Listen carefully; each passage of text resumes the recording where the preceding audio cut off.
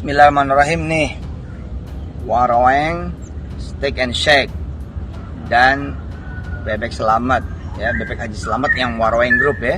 Kemudian ada X Gym, ada W Gym, ada Obong, The Obong. Nah, dari divisi kuliner, saya di sini sih ibarat rumput, saya lebih lagi di bawahnya rumput. Posisi saya, status saya ada rumput, nah saya di bawahnya rumput. Di warung steak ini saya banget paling bawahnya deh gitu. Tapi alhamdulillah. Nah, terima kasih juga nih buat para pelanggan. Gara-gara pelanggan makan di sini, jadi pada bisa nyumbang lewat pajak kurang lebih 100 sampai 200 juta per hari. Ya, jadi begini Mas, sesuai dengan ketentuan hukum itu harta yang ada ya, harta yang ada maupun yang akan ada itu menjadi jaminan utang. Ketika nanti ending akhirnya saya menangkan ya, Bu Ilis menangkan, kemudian harta Yusuf Mansur baik yang ada maupun yang akan ada itu menjadi jaminan sehingga bisa diajukan permohonan sita juga. Ya. Jadi ketika Yusuf Mansur itu mempunyai warung steak, ya itu bisa diajukan permohonan begitu. Ya, kenapa kami sebagai investor batu bara kehilangan harta, sementara Yusuf Mansur bisa memulai bisnis dengan itu. Jadi patut juga dan patut dengan keras kita duga bahwa uang investasi batu bara ini dilarikan ke warung steak itu. Jadi harapannya ya dengan adanya permasalahan ini tentu sanksi sosial dari masyarakat itu tentu kita berharap ada sanksi sosial dari masyarakat itu adalah memboikot usaha Yusuf Mansur. Jangan hanya warung steak saja, tetapi boikot juga misalnya satu warung steak, kemudian mereka mengatakan ada saham di Bebek Selamat, kemudian ada di pesantren Yusuf Mansur ya. Masyarakat nanti sanksi sosial masyarakat itu diharapkan sampai dengan seluruh usaha atau bisnis atau usaha Yusuf Mansur ini. Itu sanksi sosial namanya. Itu Mas.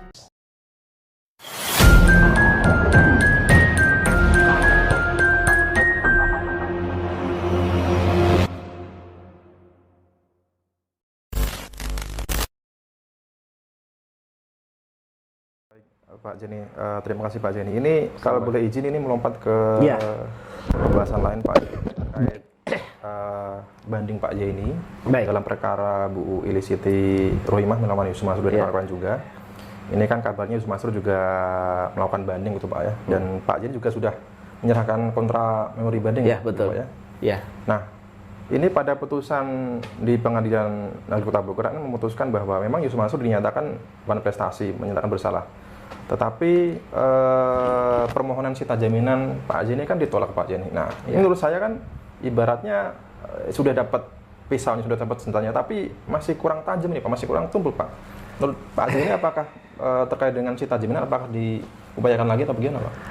Jadi begini, yang benar adalah berkaitan dengan perkara 147 itu sedang proses banding.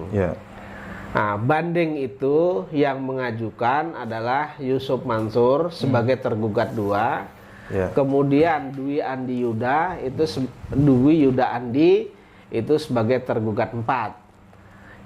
Kemudian dalam perkara banding ini Yusuf Mansur sebagai pembanding 1, kemudian Dwi Yuda Andi sebagai pembanding 2. Jadi mereka yang banding. Nah, berkaitan dengan putusan yang dibanding itu memang dikabulkan sebagian. Yang menjadi poin dikabulkannya adalah Yusuf Mansur itu dinyatakan wan prestasi atau ingkar janji. Kemudian Yusuf Mansur dan kawan-kawan dihukum untuk membayar kerugian material sebesar 4.075.000.000. Nah, dari bandingnya Yusuf Mansur dan Dwi Andi Yuda ini itu Yusuf Mansur sampai dengan saat ini tidak mengajukan memori banding, sementara Yuda itu mengajukan memori banding. Gitu. Oke. Ya, jadi sudah saya kira. Kemudian atas memori banding Dwi Yuda Andi ini saya sudah mengajukan kontra memori banding juga, gitu Mas. Nah, berkaitan dengan yang ditanya Mas Aji, juga banyak ditanya oleh netizen, Pak, kan itu kalau nanti dikabulkan, kemudian sita tidak dikabulkan menjadi non-executable, artinya Betul, tidak bisa diajukan sita, kan begitu. betul. Nah, perihal permohonan sita jaminan itu sudah saya ajukan, baik itu di dalam gugatan, itu saya sudah meminta untuk dilakukan sita jaminan Ya. terhadap aset, misalnya asetnya tergugat 1 BMT, kemudian aset tergugat 2 Yusuf Mansur, rumahnya Yusuf Mansur, aset tergugat 4 yaitu Dwi Andi Yuda terhadap rumahnya, begitu ya. Kemudian di samping itu sudah saya cantumkan di dalam gugatan, itu juga saya ajukan secara tersendiri di dalam persidangan. Jadi saya menindaklanjuti, jadi mempertegas bahwa saya itu mengajukan permohonan sita jaminan. Namun hendak dikata apa ketika majelis hakim tidak mengabulkan itu. Harapan saya dengan adanya banding, dengan adanya mereka banding, kemudian saya mengajukan memori banding ini, saya meminta juga kepada majelis hakim pengadilan tinggi untuk melakukan sita jaminan itu. Kan bisa dilakukan oleh tingkat pengadilan negeri, oleh tingkat pengadilan tinggi atau Mahkamah Agung, begitu Mas. Iya. Harap mudah-mudahan, karena di dalam kalimat itu saya meminta agar dikuatkan putusan pengadilan negeri, dan ketika majelis hakim berpendapat, majelis hakim pengadilan tinggi berpendapat lain, mohon putusan yang seadil-adilnya. Ya. Harapan saya adalah sita jaminan itu juga nanti dikabulkan oleh pengadilan tinggi, begitu Mas. Karena kan ini mengingat bahwa Yusuf Mansur ini kan mengatakan di media bahwa Yusuf Mansur itu orang yang taat hukum, patuh hukum. Ternyata kan faktanya hanya omongnya saja gitu Pak ya. Kalau sudah terbukti misalkan pada kasus terkait tunggakan gaji karyawan Patri nih Pak, sudah ada putusan dari Disnaker bahwa Yusuf Mansur dan atau Patri ini harus membayar kekurangan gaji karyawan, sudah disepakati 6 kali cicilan Pak ya. Ini kan tidak dilaksanakan, hanya 1 kali cicilan gitu kan. Dan kemudian misalkan janjinya di perkara Kesal Mansur, kemudian ya kasus-kasus yang lain, ini takutnya walaupun ada sudah putusan di Pengadilan Negeri Kota Bogor, Yusuf Mansur diwajibkan membayar senilai 4 miliar ya Pak ya? Ya, 4 miliar 75 juta. Ya, kalau misalkan Yusuf Mansur ini walaupun sudah ingkrah, kemudian belum juga menunaikan hak kewajibannya gitu ya. Nah, ini kan kalau tidak ada senjata putusan pengadilan yang bisa memutuskan bahwa berhak dilakukan sita jaminan, ini kan seperti pisau tumpul begitu Pak. Ya, memang. Oke.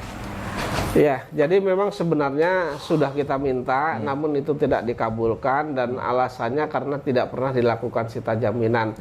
Maka kekeliruan dari pengadilan negeri berkaitan dengan tidak mengabulkan sita jaminan ini, mudah-mudahan nanti dikabulkan oleh pengadilan tinggi.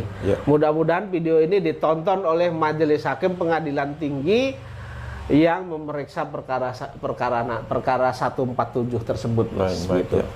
Ya, karena ini sebagian netizen Pak ini juga berharap gitu Pak ya, karena Yusuf Mansur ini kan terkenal dengan kesombongannya, apalagi yang sering difleksikan itu kan misalkan terkait bisnis warung steak ya, bisnis kulinernya yang dilulukan bisa bayar pajak ratusan juta sekian gitu Pak ya. Nah, ini diharapkan apa mungkin bisa gitu kan, kalau misalkan ada sita jaminan, ini aset-aset warung steak ini bisa ya ikut digunakan untuk membayar kerugian-kerugian investor begitu. Ya, jadi begini Mas, sesuai dengan ketentuan hukum itu harta yang ada ya, harta yang ada maupun yang akan ada itu menjadi jaminan hutang. Ketika nanti ending akhirnya saya menangkan ya, Bu Ilis menangkan, kemudian harta Yusuf Mansur baik yang ada maupun yang akan ada itu menjadi jaminan, sehingga bisa diajukan permohonan sita juga. Jadi ketika Yusuf Mansur itu mempunyai warung steak, ya itu bisa diajukan permohonan begitu. Ya, kenapa saya sering kali bicara terkait dengan warung steak? Karena memang bisnis inilah yang sering dipamer-pamerkan oleh Yusuf Mansur ya. Di saat para investornya ini kesusahan, kesulitan untuk menagih haknya kepada Yusuf Mansur gitu. Ya. Ya di tahun-tahun tersebut, di tahun 2021 Yusuf Mansur berkeluar ini warung steak pajaknya ratusan juta, kemudian omsetnya sekian-sekian. Di sisi lain, banyak investornya yang minta haknya kepada Yusuf Mansur. Adanya 10 juta, cuman misalkan 2,5 juta, misalkan dalam kasus tabung tanah, kemudian misalkan karyawannya belum digaji, ya, kemudian ada lagi perkara kisah Mansur. Ini kan sungguh menyakitkan hati para investor gitu Pak ya. Iya. Mereka susah payah uangnya belum dikembalikan, dia yang punya utang malah pamer-pamer kekayaan kan gitu. Ini sungguh melukai hati mereka gitu Pak. Jadi memang benar itu menjadi luka yang terberat ya. Iya. Artinya begini, investasi batu bara itu kan kejadiannya di tahun 2009. Tahun 2009, kemudian tahun 2009 akhir atau tahun 2010 awal itu kan mulai gagal bayar ya. Modal tidak dikembalikan, kemudian keuntungan yang dijanjikan juga tidak diberikan. Ternyata Yusuf Mansur membuka usaha gabung dengan warung steak. Betul. Dan mereka mengatakan sekali punya itu 20 atau berapa gitu kan. Waktu mereka ada ceramah yang saya lihat di Riau itu kan. Jadi sekali punya itu 20 kalau nggak salah. Ini memang sangat menyakitkan. Sementara kami sebagai investor batu bara kehilangan harta. Betul. Sementara Yusuf Mansur bisa memulai bisnis dengan itu. Jadi patut juga dan patut dengan keras kita duga bahwa uang investasi batu bara ini dilarikan ke warung steak itu. Jadi harapannya ya dengan adanya permasalahan ini tentu sanksi sosial dari masyarakat itu tentu kita berharap ada sanksi sosial dari masyarakat itu adalah memboikot usaha Yusuf Mansur. Jangan hanya warung steak saja, tetapi boikot juga misalnya satu warung steak, kemudian mereka mengatakan ada saham di Bebek Slamet, kemudian ada di pesantren-pesantren Yusuf Mansur ya. Masyarakat nanti sanksi sosial masyarakat itu diharapkan sampai dengan seluruh usaha atau bisnis atau usaha Yusuf Mansur ini. Itu sanksi sosial namanya. Itu Mas. Ini jadi begini, berkaitan dengan putusan Pengadilan Negeri Bogor terkait perkara nomor 147 garing PDT.G garing 2023 garing PN Bogor. Ini adalah Bu Ilis Siti Rohmah selaku penggugat melawan Yusuf Mansur dan kawan-kawan. Berkaitan dengan putusan tersebut, itu Pengadilan Negeri Bogor itu mengabulkan gugatan daripada Bu Ilis. Tapi sebagian. Yang menjadi poin dari putusan tersebut adalah menghukum tergugat yaitu para tergugat yaitu Yusuf Mansur dan kawan-kawan untuk membayar kerugian material sebesar 4.075 juta. Terhadap putusan tersebut maka ternyata Yusuf Mansur banding, ya kan? Kemudian tergugat 4 juga banding, Dwi Yuda Andi juga banding begitu, Pak. Jadi cuma dua pihak yang banding. Betul, jadi dua pihak yang banding begitu. Kalau Yusuf Mansur ini kan sebenarnya mereka mengatakan kalau kalah tinggal bayar aja, ternyata juga banding, tapi nggak masalah karena ini kan proses hukum kan. Iya. Pak, jadi ini materi banding Yusuf Mansur dan Dwi Yuda itu apa, Pak? Sampai dengan saat ini kalau Yusuf Mansur hanya menyatakan banding saja, sementara memorinya Yusuf Mansur tidak mengajukan, tidak menyerahkan memori, artinya keberatan mereka di mana tidak menyerahkan. Itu boleh ya, Pak? Ya, boleh. Jadi itu hak tapi bukan kewajiban. Iya. Kalau Dwi Yuda Andi itu menyerahkan memori, inti dari memori itu sebenarnya hampir sama dengan apa yang sudah pernah disampaikan dalam persidangan, artinya Apa itu, Pak? dalam jawaban. Ya. Nah, mereka mengingkari bahwa uang titipan itu adalah investasi yang disetor ke mereka, Ya. ya kan? Iya. Tetapi mereka mengatakan itu hanya uang titipan kok, saya hanya dititipin saja begitu. Iya. Padahal itu kan investasi melalui mereka begitu. Iya. Terus yang Pak Jenny jawab dari memori banding mereka apa, Pak? Tanggapan atas hal tersebut, maka saya itu bukan uang titipan, ya kan? Iya, iya. Kalau uang titipan kemudian itu diinvestasikan oleh Yuda, malah itu jadi perbuatan melawan hukum kan? Iya, iya, iya. Iya kan? Tapi itu bukan uang titipan, tapi uang investasi di mana Yuda, Yusuf Mansur dan kawan-kawan ini adalah sebagai pihak yang melaksanakan bisnis itu. Iya. Jadi hari ini kontra memorinya dimasukin Pak Jenny ya? Sudah kontra memorinya sudah saya masukkan. Jadi intinya sebenarnya kan Yusuf Mansur ini selalulah kalau mereka membuat bisnis itu selalu bertingkat-tingkat. Nah, PT-nya sendiri misalnya ada PT sendiri, Ya. terus kemudian Yusuf Mansur yang presentasi, Ya. terus kemudian yang menerima uangnya disuruh BMT, kemudian BMT cari kaki tangan lagi, misalnya seperti Yuda untuk sebagai marketing, Ya. cari-cari orang yang untuk berinvestasi. Itu memang sudah by design karena kalau ini nanti jadi perkara, orang akan dilempar ke sana kemari begitu.